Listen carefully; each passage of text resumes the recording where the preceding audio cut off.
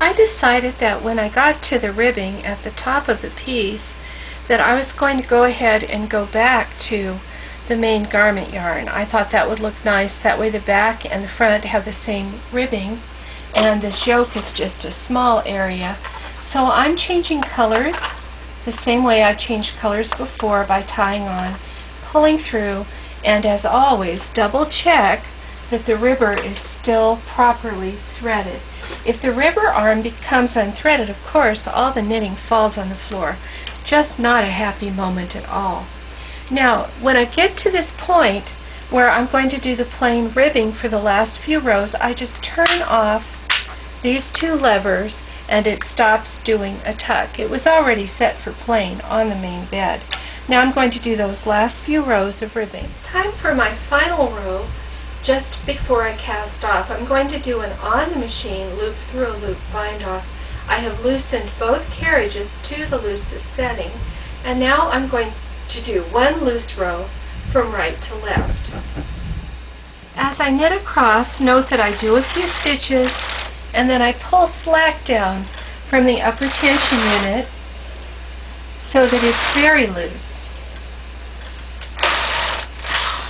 Then I'm going to cut the yarn and do the bind off.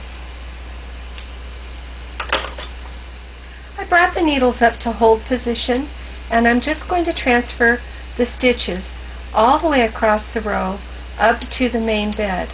Now I do love time savers and shortcuts, and I do happen to have a little transfer carriage that will move all these stitches up to the main bed. But I'm really not too fond of it because I think that it has a tendency to bend some of the needles. So I'm just happy doing it by hand in the way that I'm showing.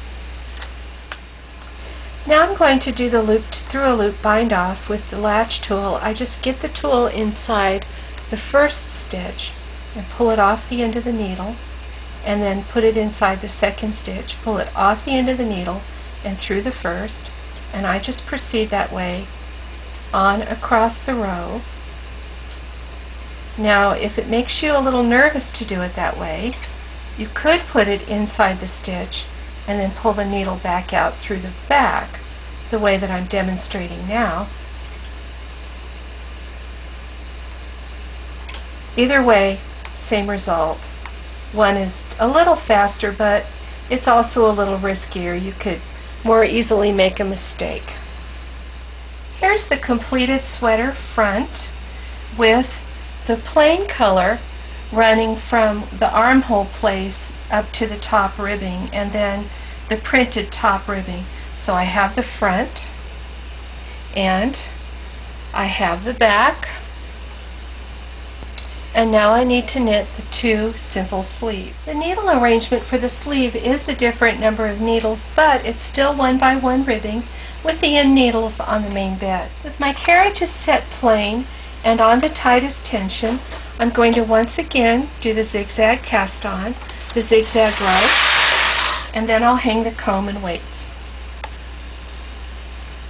Carriages are set for circular knitting, tension 1 plus 1 click, and I knit 3 rows.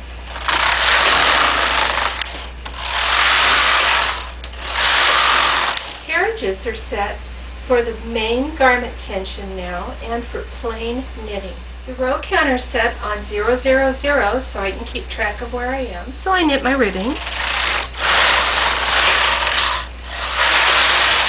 Once the ribbing's done, I switch to English rib by popping up these 2 sliders on this machine. There's no change in tension at this point. Now I knit the number of rows specified in the pattern. Once I have the required number of rows in on the sleeve, I need to change both carriages so they're plain. Now the main carriage was already plain. I also need to loosen up the tension so I can do my loose row, and loosen up the upper tension too just by tugging down, and knit my 1 loose row. Now I need to transfer the stitches to the main bed, so I bring them up into hold position first, and then I use the double-eyed transfer tool to transfer them up.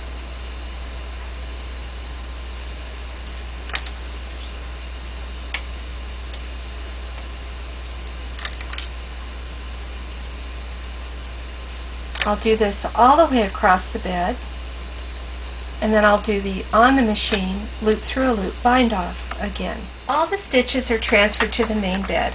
I'm just going to put one small claw weight on the knitting and drop the river bed. I like to put my cover on so it's a little easier to work, and bring the stitches all the way out to hold position. And I'll push them back behind the latches. So now I'm doing the loop through a loop bind off to finish the sleeve. I'll have to make another sleeve. I started each garment piece using the dark pink so that I would get the stripes to match a little bit. This is self-striping yarn again. And if you start in the same place in the color sequence, you can often get a very good match between garment pieces. So I'll need to start the next sleeve on the dark pink as well. After that, I will show some finishing.